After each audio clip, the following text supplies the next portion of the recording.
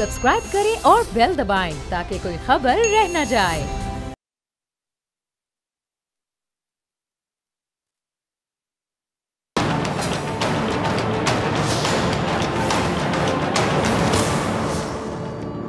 अस्सलामुअलैकुम नाजरीन, मैं हूं डॉक्टर फिजा अकबर खान और मैं हूं पाकिस्तान और आप देख रहे हैं पाकिस्तान के सबसे बड़े न्यूज़ चैनल का नंबर 1 प्रोग्राम ऐसे नहीं चलेगा। नाज़रीन, इत्तेहाद और इत्तफाक बहुत ही अजीम ताकत है जिसके सामने दुनिया की कोई भी ताकत ठहर नहीं सकती और ना ही इसका मुकाबला कर सकती है। अच्छा, इत्तेफाक और इत्तेहाद ही असल ताकत और कुव्वत है जिसमें कामयाबी का भी राज छुपा हुआ है, जो मसाइल के हल की अगर मैं कह दूँ कुंजी है तो गलत नहीं होगा।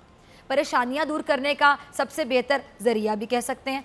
कोई भी कौम बिना इत्तेफाक या इत्तेहाद के तरक्की की मनाजिल तय नहीं कर सकती, ना ही दुश्मनों को शिकस्त दे सकती है। इत्तेहाद और इत्तेफाक ये दोनों अल्फाज एक दूसरे से जुड़े हुए हैं, एक दूसरे के लिए लाजिम व मलजूम हैं। हमारी इस्लामी तारीख अगर हम उठा के देख लें तो मुसलमानों ने हमेशा दुश्मन को इत्तेहाद और इत्तेफाक की ताकत से शिकस्त दी।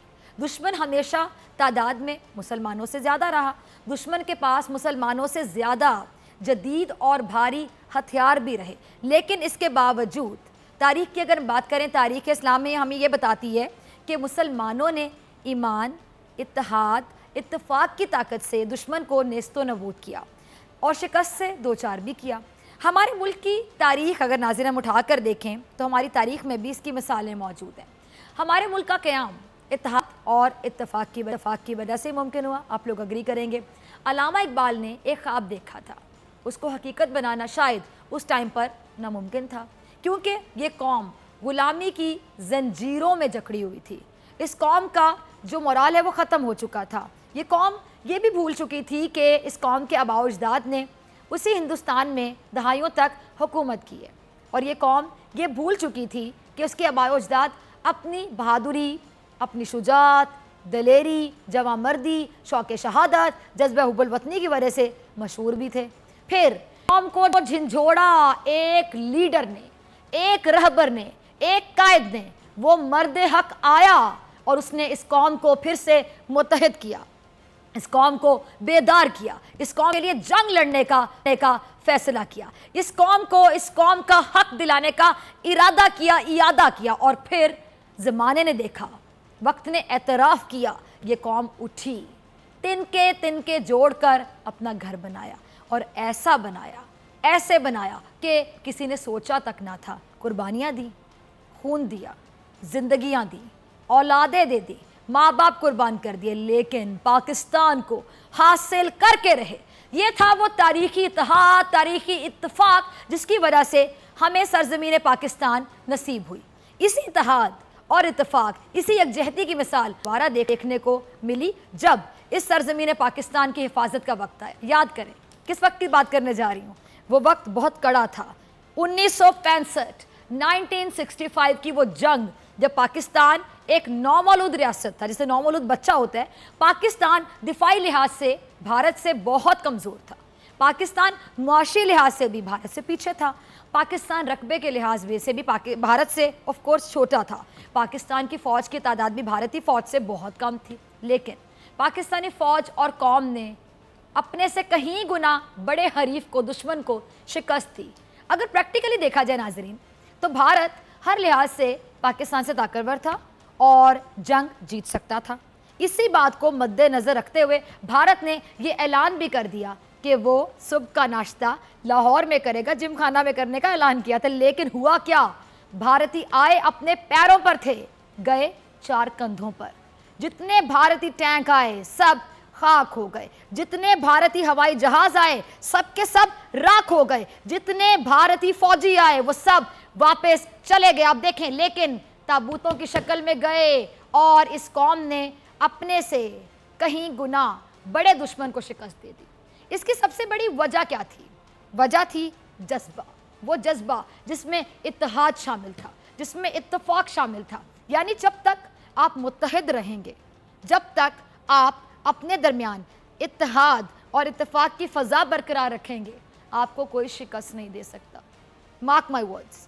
अच्छा नाज़रीन, वक्त गुजरता गया, इस कौम का जो जज्बा है वो ख़त्म तो नहीं हुआ लेकिन ठंडा ज़रूर पड़ गया। फिर इस मुल्क में कई हुकूमतें आईं, मार्शल लॉ भी लगे, कौम को तकसीम करने की साजिशें भी हुईं, जिसमें बैरूनी हाथ भी थे और अंदरूनी तौर पर भी लोगों को ख़रीदा गया, रेट लगे उनके, ख़रीदा गया। और फिर साजिशें करवाई गई, बड़ी बड़ी साजिशें भी शामिल थी उसमें। कुछ खामियां भी थीं जिनकी वजह से हमसे मशरक़ी पाकिस्तान भी अलग हो गया। उसके बाद भी हुक्मरान आए, चले गए, फिर आए, फिर गए, लेकिन हमें ये इत्तेहाद और इत्तेफाक देखने का मौका नहीं मिला। बहुत कम ही ऐसा हुआ कि हमें अपने हुक्मरानों के दरमियान कभी इत्तेहाद या इत्तेफाक जैसी नायाब चीज़ें नज़र आई हों। सुन रहे हैं ना आप नाज़रीन, में कहना क्या चाह रहे हो, ज़रा गौर कीजिए। कुछ चीज़ें बुरी नहीं होती, बहुत अच्छी होती हैं, लोग उनका इस्तेमाल गलत करते हैं। क्या कह रहे हैं मैं, कुछ चीज़ें बुरी नहीं होती, उनका इस्तेमाल बुरा होता है। जैसे कि यही टीवी स्क्रीन, इस पर हम मोहब्बत, प्यार, भाईचारे की बात भी कर सकते हैं, अमन की बात भी कर सकते हैं, हुब्बुल वतनी की बात भी कर सकते हैं, यकजहती की बात भी कर सकते हैं, कोई अच्छा पैगाम भी दे सकते हैं और जज्बा भी दिखा सकते हैं, आपके अंदर भी जज्बा भर सकते हैं, जुल्म के खिलाफ आवाज़ बुलंद कर सकते हैं। और इसी टीवी स्क्रीन के साथ हम नाइंसाफ़ी भी कर सकते हैं, साजिश भी कर सकते हैं। इसी तरह और कई चीज़ें हैं, जैसा कि मोबाइल, आज पूरी दुनिया मोबाइल में सिमट गई है, लेकिन कुछ लोग आज भी मोबाइल को गालियाँ निकालते हैं कि जिस तरह की आप बातें सुनते हो यहूदियों की ईजाद है। लेकिन असल बात यह है कि मोबाइल ख़राब नहीं है, मोबाइल का इस्तेमाल करने वाला कौन है और मोबाइल को किस मकसद के लिए इस्तेमाल किया जाता है, ये है अहम बात। बिल्कुल इसी तरह इत्तेहाद और इत्तेफाक बहुत ज़रूरी है, बहुत अहम है। इत्तेहाद और इत्तेफाक बहुत अच्छा है, होना चाहिए, लेकिन सवाल वही आता है कि इत्तेहाद और इत्तेफाक होना कहाँ चाहिए और किन मामलात पर होना चाहिए। हमारी सियासत में हर दूसरे दिन इख्तिलाफात होते हैं और इत्तेहाद भी होते हैं। हमने कई इत्तेहाद बनते हुए देखे और कई इत्तेहाद टूटते हुए भी देखे। हमने काफ़ी लोगों को एक दूसरे के गले मिलते हुए देखा और फिर उन्हीं लोगों को एक दूसरे के खिलाफ जहर भी उगलते हुए देखा। बहुत से लोगों के नाम आपके जहन में आ रहे होंगे। अच्छा, हमने कई अफराद को एक दूसरे पर लान तान करते हुए देखा और फिर उन्हीं लोगों को एक दूसरे के हाथ में हाथ डाल के घूमते हुए भी देखा। इसी तरह आज भी एक इत्तेहाद बन रहा है, लेकिन अभी तक उस इत्तेहाद में इत्तेफाक का फुकदान नज़र आ रहा है। इत्तेहाद होना अच्छी बात है, लेकिन ये इत्तेहाद किस लिए किया जा रहा है, सबसे पहला और अहम सवाल ये है। और यही सबसे बड़ा सवाल है कि अगर ये इत्तेहाद और इत्तेफाक किसी नेक मकसद के लिए हो रहा है तो फिर 100 बिस्मिल्लाह कीजिए, इत्तेहाद, देर किस बात की, और इत्तेफाक करें, कौम का भी भला हो जाए, आपका भी हो जाए। अगर ये इत्तेहाद मुल्क के मुफाद में किया जा रहा है तो कीजिए इत्तेहाद, हम आपको खुशामदीद कहेंगे। अगर ये इत्तेहाद रियासत पाकिस्तान के बेहतर मुस्तकबिल के लिए किया जा रहा है तो कदम बढ़ाएं, हम आपके साथ हैं। लेकिन अगर ये इत्तेहाद, ये इत्तेफाक सिर्फ दिखावा है, ड्रामा है, बड़ा ड्रामा है जो कौम माजी में भी देख चुकी है, तो ऐसा इत्तेहाद भी बेकार है और इत्तेहादी भी बेकार है। कल हमारे मुल्क की सियासत में एक सियासी इत्तेहाद हुआ जिसमें मुझे इत्तेफाक सॉरी टू से नज़र नहीं आया, लेकिन बहरहाल इत्तेहाद ज़रूर था। इसकी सरबराही फरमाई जनाब मौलाना फजलुर रहमान साहब ने और उस इत्तेहाद की कुछ वजूहात भी फरमाई। अच्छा, मैं एक एक करके वो तमाम वजूहात अब आपके सामने रखूँगी और फिर आपसे ही सवाल करूँगी कि क्या ये इत्तेहाद मेरे और आपके लिए है, यानी हमारे लिए है? क्या ये वो इत्तेहाद है जिसकी इस कौम को ज़रूरत है या अशद ज़रूरत है? क्या ये वो इत्तेहाद है जो क़याम पाकिस्तान के वक्त मेरे और आपके आबाओ अजदाद ने किया? क्या ये वो इत्तेहाद है जिसकी वजह से इस कौम ने खुद से कई गुना बड़े दुश्मन को शिकस्त दे दी, जज्बा? क्या ये इत्तेहाद और इत्तेफाक नज़रिया ज़रूरत के तहत हुआ? अच्छा, आपको दिखाते हैं इस इत्तेहाद और इत्तेहादियों का ये पहला क्लिप, देखिए ज़रा। अच्छा, आपने क्लिप मुलाहिजा किया, मौलाना साहब को भी देखा, सुना भी। मौलाना साहब कौन से माहिर मुआशियात लेकर बैठे थे इस इजलास में जिन्होंने बजट को अवाम दुश्मन करार दे दिया? बजट पर बात असम्बली में भी आप लोग कर सकते थे। बजट से इख्तलाफ रखना यकीनी तौर पे आपका हक भी है, लेकिन सबसे पहले मौलाना फजलुर रहमान साहब को बजट की बात करने से पहले ये देख लेना चाहिए था कि उनके इर्द गिर्द, ये दोबारा देख लें स्क्रीन पे चेहरा, बैठा कौन हुआ है, कौन सी शक्लें, कौन लोग हैं ये? इनके इर्द गिर्द वो लोग बैठे थे जिन्होंने इस कौम को क्या दिया? वो सबके सामने है और सबके सब देख लें कि अवाम भी समझ सकती है कि जितने बजट दिए थे वो अवाम दुश्मन बजट ही थे, अवाम दोस्त तो कोई भी नहीं था। मौलाना फजलुर रहमान साहब के गिर्द वो लोग बैठे थे जो अभी ताज़ा ही इक़्तिदार से वहाँ चले गए, इसको मैं कहते हैं खुड्डे लाइन साइड पे हो गए, और कुछ के पास तो अभी भी मेरे ख्याल से इक़्तिदार है। मौलाना फजलुर रहमान साहब के करीब वो लोग बैठे हैं जिनके बड़े बूढ़े करप्शन पर जेल में मौजूद हैं। वैसे ये भी क्या अजीब सी बात नहीं है कि हम जब बात करते हैं तो कहते हैं कि हमारे बड़े बूढ़े बहुत समझदार हैं, बहुत अक्लमंद हैं, वो पढ़े लिखे ना भी थे लेकिन उनके पास तजुर्बा था, एक्सपीरियंस था, उन्होंने दुनिया देखी थी, उनके मशवरे बड़े काम के होते थे। लेकिन मौलाना साहब के पास जो लोग बैठे थे वो जब अपने बड़े बुज़ुर्गों की बात करते होंगे तो क्या कहते होंगे, ज़रा सोचें कि हमारे बुज़ुर्गों पर तो करप्शन के मुकदमात हैं, हमारे बुज़ुर्गों ने तो अकामे रखे हुए थे, हमारे बुज़ुर्गों का नाम अल्हम्दुलिल्लाह माशाल्लाह से पैनामा स्कैंडल में सरे फरिश्त था, हमारे बुज़ुर्ग सुप्रीम कोर्ट से ना अहल करार पाए, हमारे बुज़ुर्ग एक दूसरे को ही गद्दार कहते रहे, हमारे बुज़ुर्गों ने एक दूसरे को सड़कों पर घसीटने का बड़े सबके सामने अललन वादा किया था, हमारे बुज़ुर्ग एक दूसरे का पेट फाड़ कर करप्शन का पैसा निकालने की बात करते रहे, हमारे बुज़ुर्ग जाली अकाउंट्स के मुकदमात में मुलविस पाए गए और आज हम उन्हीं बुज़ुर्गों को बचाने के लिए यहाँ जमा हो गए हैं।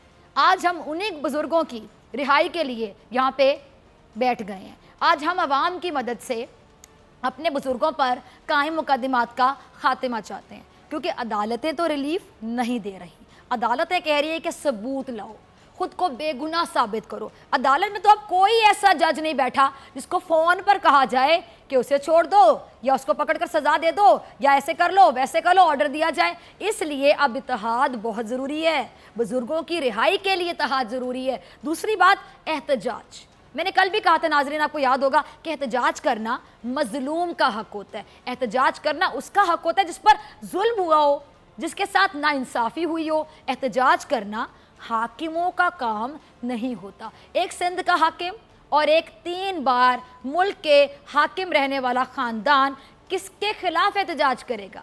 अपनी पॉलिसियों के खिलाफ, लिए गए के कर्ज़ों के खिलाफ। एहतजाज उस वक्त बनता जब मुल्क को बेहतरीन हालत में ये लोग छोड़ कर जाते, और अगर मुल्क बेहतरीन हालत में होता तो आपको जाना ही ना पड़ता भाई साहब और बहनों जो आ जाते हैं अवाम का दर्द बांटने।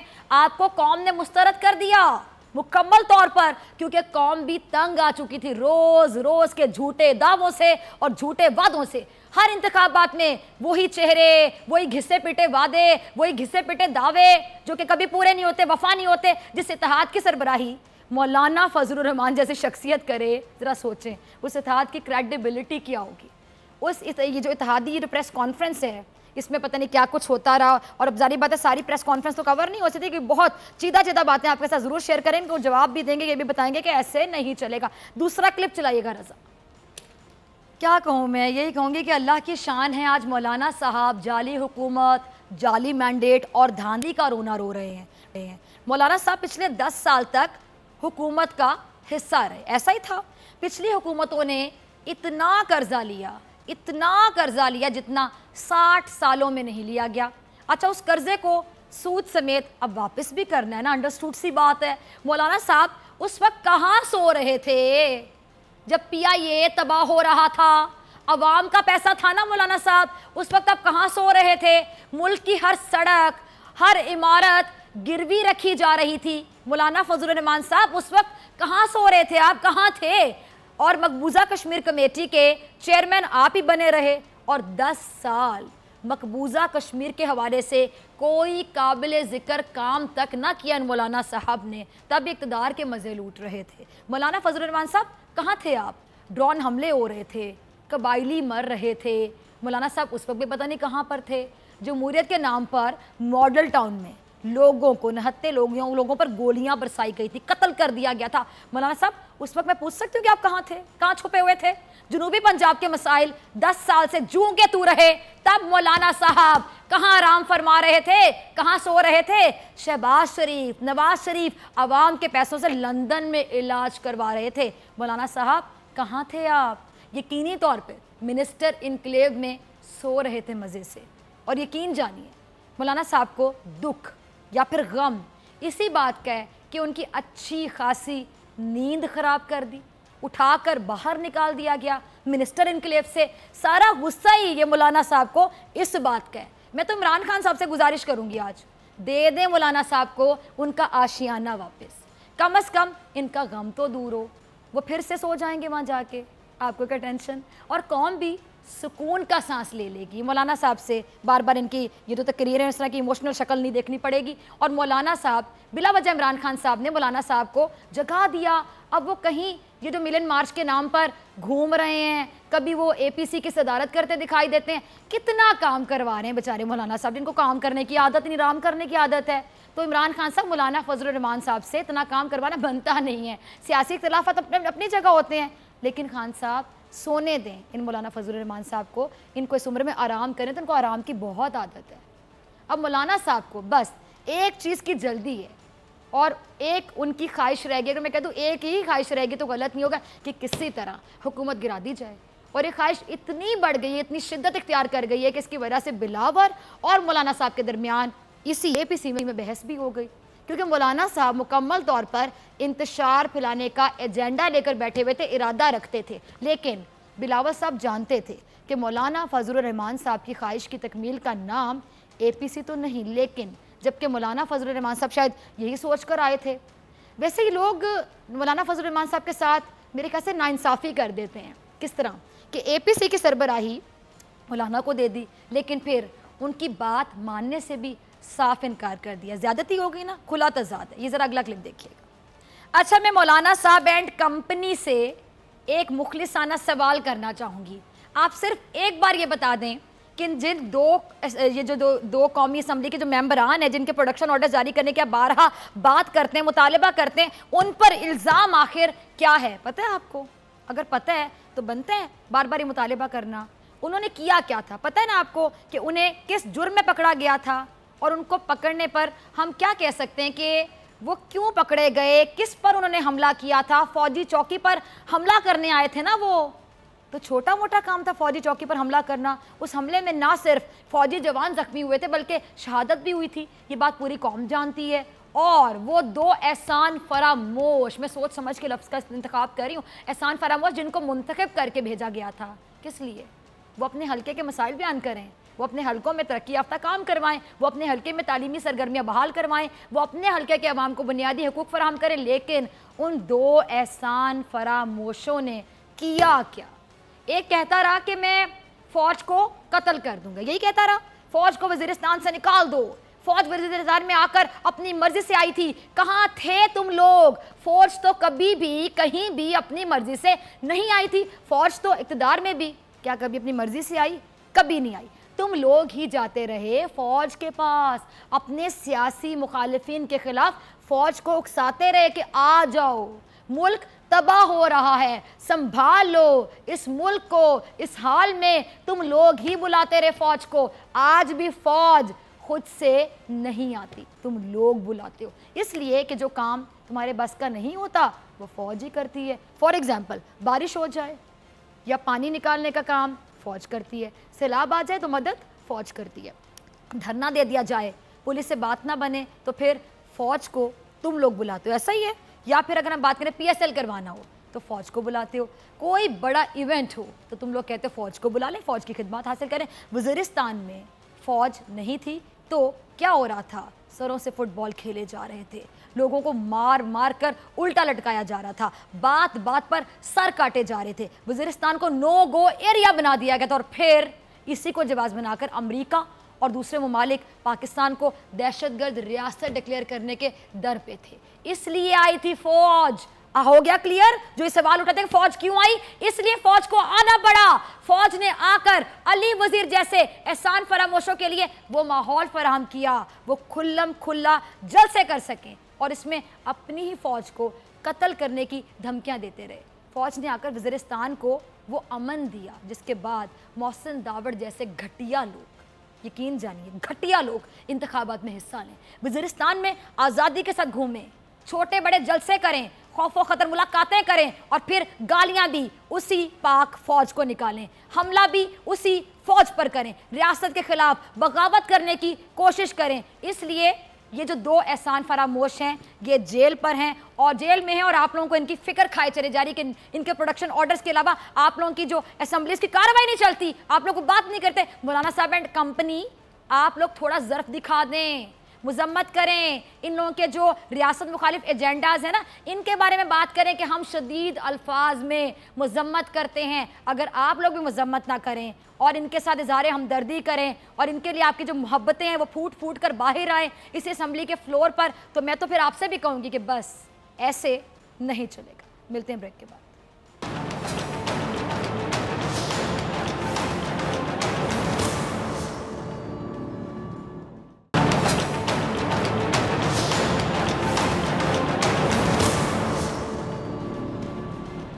वेलकम बैक नाज़रीन, आप देख रहे हैं ऐसे नहीं चलेगा। मैं हूं आपके साथ डॉक्टर फिज़ा अकबर खान। ब्रेक से पहले हम आपको चंद ऐसे लोगों की कुछ क्लिप्स दिखा रहे थे जिनको पाकिस्तान की अवाम की फ़िक्र खाए चले जा रही है। हाय अवाम, बेचारी अवाम, गुर्बत में पिसी अवाम, ये अवाम, वो अवाम। और ये वो लोग हैं जिन्होंने अवाम की वाकई इतनी फ़िक्र की कि अवाम यहाँ तक पहुँच गई, मुल्क इस नहज तक पहुँच गया, हमारे कौमी ख़जाना यहाँ तक पहुँच गया कि हमें IMF के पास जाना पड़ा और बार बार न जाने कब तक जाना पड़ेगा, कर्जे लेने पड़ेंगे। और यही लोग आ जाते हैं अवाम कार्ड खेलने, सिंपैथी कार्ड खेलने, अवाम के दर्द में बराबर के शरीक होते हैं। यानी देखें, आपने कभी सुना है कि दुख देने वाला भी वो, जख्म देने वाला भी वो और जख्म पर मरहम पट्टी करने वाला भी वो। क्या कौम है इन लोगों को, शर्म तुम लोगों को मगर नहीं आती।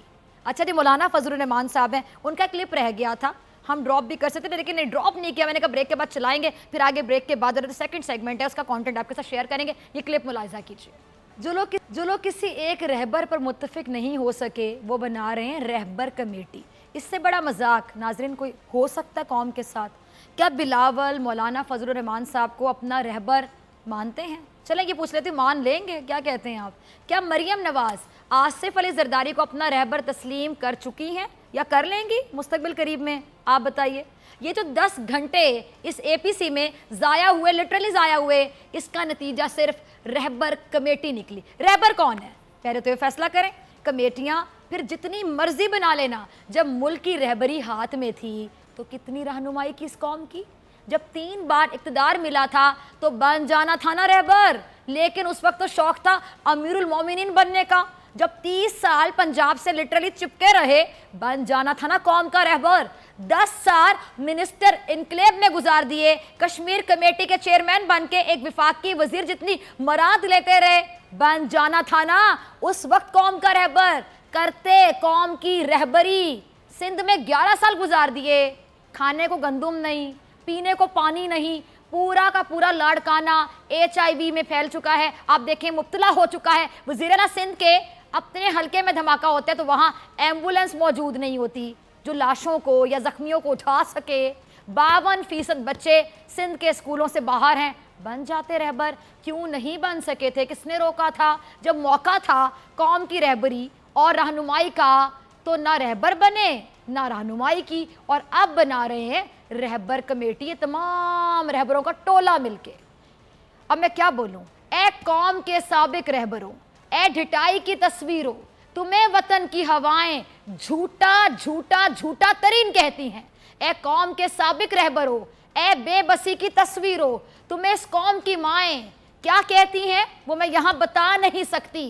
ए कौम के साबिक रहबरों, ए नाम नेहाद जमहूरियत की बलाओं, तुम्हारी नाकाम तरीन हुकूमतों को ये कौम कभी याद करना ही नहीं चाहती।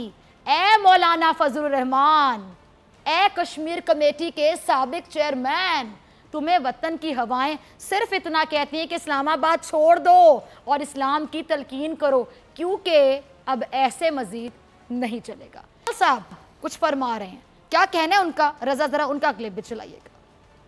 अच्छा जी, बिलावल साहब ना जाने आप क्या बातें करते हैं। मैं तो समझती थी बड़े समझदार होते चले जा रहे हैं। वो लोग जो बिलावल को इमेच्योर कहते थे इतनी पार्टी का, बड़ी पार्टी का आपने इनको चेयरमैन बना दिया। मैं अक्सर अपने प्रोग्राम्स में कहती आई हूँ कि नहीं, बिलावल बड़े मेच्योर हो चुके हैं, बहुत अच्छी गुफ्तगू करते हैं और इलेक्शन कैंपेन बड़ी समझदारी के साथ आपने की थी। वो अलग बात है वोट मिला ना मिला, लेकिन आपने बड़ी समझदारी का मुजाहरा किया। आपने बहुत से लोगों को लिटरली बताया प्रैक्टिकली अपने काम से, अपने अल्फाज से, अपने बॉडी लैंग्वेज से कि नहीं, बिलावल इमेच्योर मैच्योर नहीं है, लेकिन आज आपने मुझे मायूस किया इस तरह की बातें करके। यहाँ फ्लोर पे खड़े होकर आप कहते हैं सेंसरशिप, आप कहते हैं आपके अल्फाज को हज़फ कर दिया जाता है, आप कहते हैं कि आपको बोलने का मौका नहीं दिया जाता है, कंट्रोल किया जाता है। पता नहीं आप लोगों का इशारा भी किस साइड पर होता है। मैं तो अक्सर कंफ्यूज हो जाती हूँ कि आप लोग खुला के बात नहीं करते। आपको पता है कि खुल के बात कौन नहीं करता और कब नहीं की जाती? जब आप यहाँ से कंफ्यूज होते हैं, जब आप यहाँ से घबराए होते हैं, जब आप कंफ्यूज ही नहीं हैं। आप लोग इतने कॉन्फिडेंट लोग हैं, बकौल आपके बड़े साफ सुथरे लोग हैं।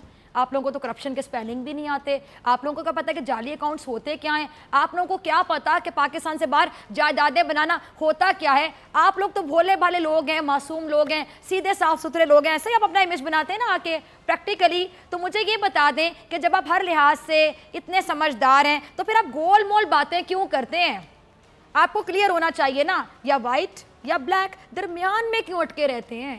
कहाँ से कंफ्यूजन है? क्यों परेशान है? खुल के बात किया करें, इशारों में बातें ना किया करें। अवाम का IQ इतना भी नहीं कि आपके इशारों की बातें समझना शुरू कर दे। दूसरा, आप बात करते हैं जी कंट्रोल करने की। किसने कंट्रोल किया आपको? किसने कंट्रोल किया आपके वालिद मोहतरम को? किसने कंट्रोल किया उन लोगों को जो पहले आपके सियासी मुखालिफिन थे? आजकल आपकी उनके सब मोहब्बतों की पींगें जो हैं वो हर जगह पर डिस्कस हो रही हैं। आप लोग इसी मुल्क में डॉन लीक्स पार्ट 1 आता है, फिर डॉन लीक्स पार्ट 2 रिलीज होता है, फिर उसके बाद इंट सेंट बजाने का पार्ट 1 रिलीज होता है, इंट सेंट बजाने का पार्ट 2 रिलीज होता है। आपके वालिद मोहतरम बताते रहे ना इस्लामाबाद में गूंगे बहरे, और आप इस तरह की बातें करते रहे। अंधे, यानी गूंगे किसको कह रहे हैं, बहरे किसको कह रहे हैं, अंधे किसको कह रहे हैं? कौन कंट्रोल करता है आपको? इसी असेंबली के फ्लोर पे खड़े होके ना जाने किस किस तरह के लोग क्या क्या बातें करते चले गए। आए दिन हम देखते थे कि जो मोहसिन दावड़ अली वजीर, जिनकी फिक्र आपको खाए चले जा रही है, जिनके प्रोडक्शन ऑर्डर्स के हवाले से अब आए दिन यहाँ पे वक्त जाया करते हैं अवाम का भी, कि आपको पाकिस्तान की अवाम की फिक्र नहीं, जिसके लिए लेजिस्लेशन के लिए, कानून साजी के लिए आप यहाँ पे इलेक्ट होकर बैठे हुए हैं। आपको फिक्र है मोहसिन दावड़ की, आपको फिक्र है अली वजीर की, कि किसी तरह प्रोडक्शन ऑर्डर जारी करके उनको असेंबली के फ्लोर पे भेज दिया जाए। क्यों भाई? ताकि रियासत मुखालिफ मुहिम दोबारा शुरू की जाए। ऐसा चाहते हैं आप? जब तक अल्फाज की हद तक बात थी किसी ने उनको कंट्रोल नहीं किया था। हाँ, जब एक फौजी चौकी पर हमला होता है, अटैक किया जाता है, वहां पर लोग जख्मी हो, हमारे जो वर्दी में फौजी हैं वो जख्मी हो, जो हमारी हिफाजत कर रहे हैं वहां पे खड़े होके, जब कोई शहीद, तो फिर भी किसी की गिरफ्तारी अमल में नहीं आएगी। जब किसी को मौके से पकड़ा जाए रंगे हाथों, फिर भी गिरफ्तारी अमल में नहीं आ सकती किसी की। मुझे बताएं कि आप लोग सोच समझ के बात करते हैं, कहते क्या है, क्या चल रहा होता है यहाँ पे? मुझे तो आप लोगों की समझ नहीं थी। मैं तो कहती हूँ आए कोई जो करे कंट्रोल आप लोगों को। आप लोग दुश्मन के मुंह में अल्फाज डालते हैं, मैं अल्लाह कहती हूँ। आप लोग हैं अपने ही गिराते हैं नशेमन पे बिजलियां। आप लोग हैं जो दुश्मन के मुंह में अल्फाज पे अल्फाज डाले चले जा रहे हैं। ना जाने कौन कौन सा इमेज आप पाकिस्तान का भेज रहे हैं, मुखालिफिन के मुंह में अल्फाज डाले कि आए करें तनकीद। लिटरली आप जैसे लोगों की वजह से हमें दुश्मनों की जरूरत ही नहीं है, आप जैसे लोगों की वजह से हमें जरूरत ही नहीं है। हमारे बारे में बातें वो होती हैं, मुझे तो लगता है कि आप लोगों के अल्फाज दुश्मनों का स्क्रिप्ट तैयार करते हैं, उनके स्क्रिप्ट में मददगार साबित होते हैं। ना जाने क्या क्या आप लोग बातें कर देते हैं। मुझे तो वो डॉन लीग से याद आ गई, तब भी इनको बोलने की आज़ादी नहीं है। अभी फौज पे टैक्स करते हैं, न जाने पाकिस्तान की रियासत के सालमे पे हमले कर देते हैं, फिर कहते हैं आज़ाद नहीं है। और क्या चाहते हो तुम लोग?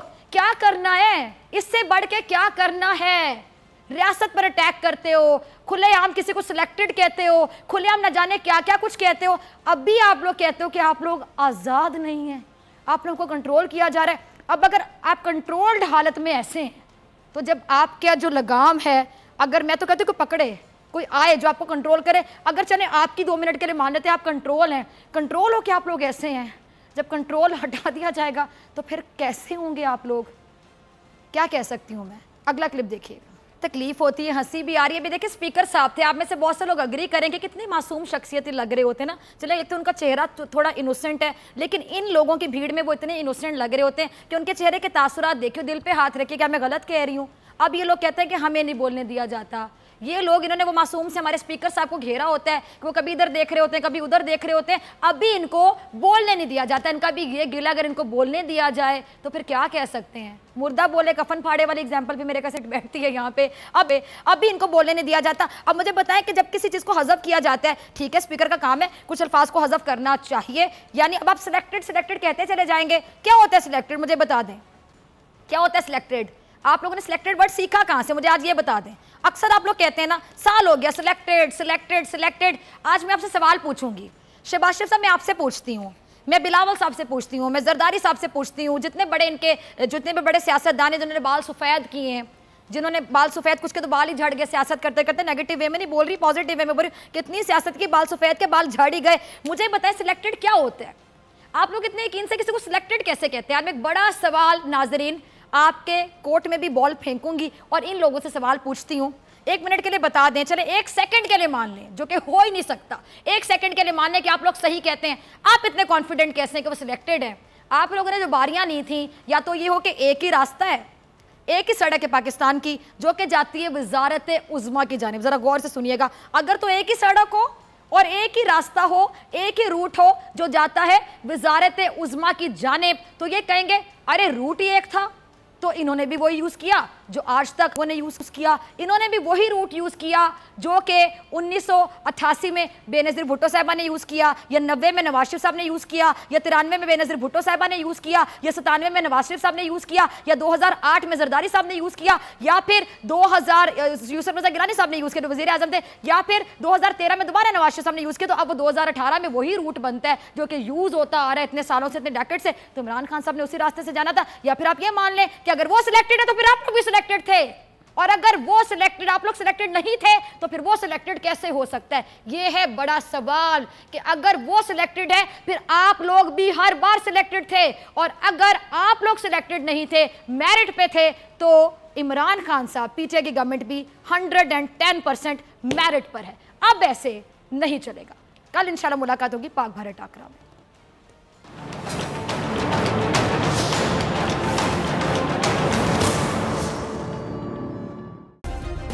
सब्सक्राइब करें और बेल दबाएं ताकि कोई खबर रह न जाए।